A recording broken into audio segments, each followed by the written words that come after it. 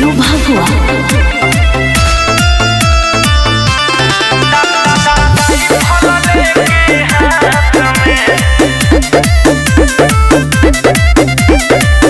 रोजे जाती दिमाग सनकी तनिए में जाई समियाना लकी। अरे का बुझले अभी हम रोजे जाती दिमाग सनकी तनिए में जाई समियाना लकी। ढेर कर तारू भाव रंगदार के हगाऊ काहे कह तारू रह अवकात में।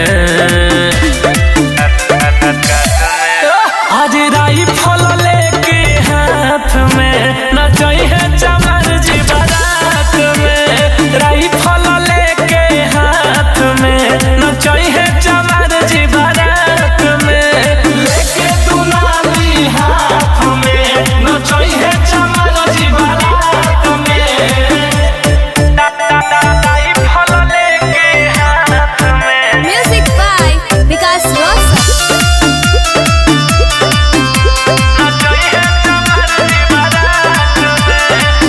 रात भर मजाली है सट के बरतिया जेने तेने खोस दे है गोरी 10 टकिया। अरे परेशान हो जाइबो। रात भर मजाली है सट के बरतिया जेने तेने खोस दे है गोरी 10 टकिया। बड़ी रंगदार हो चमर जी के ना बहाना चली नच गाना चली नोट धरे के परी हो दात में।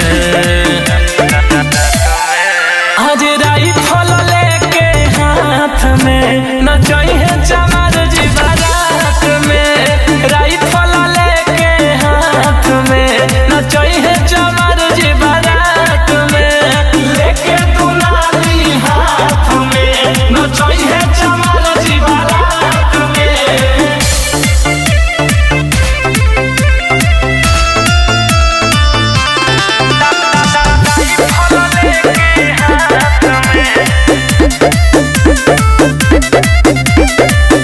एरिया में कोई बाजात बादामास के सबके डिमांड पूरा करो आज नाच के। अरे नाच रो नाच के।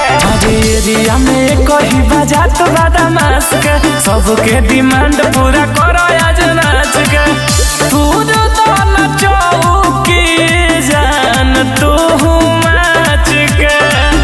आज मिथिलेश रोशन ले ले दोनों गौन रवा विकास बारे हो साथ में।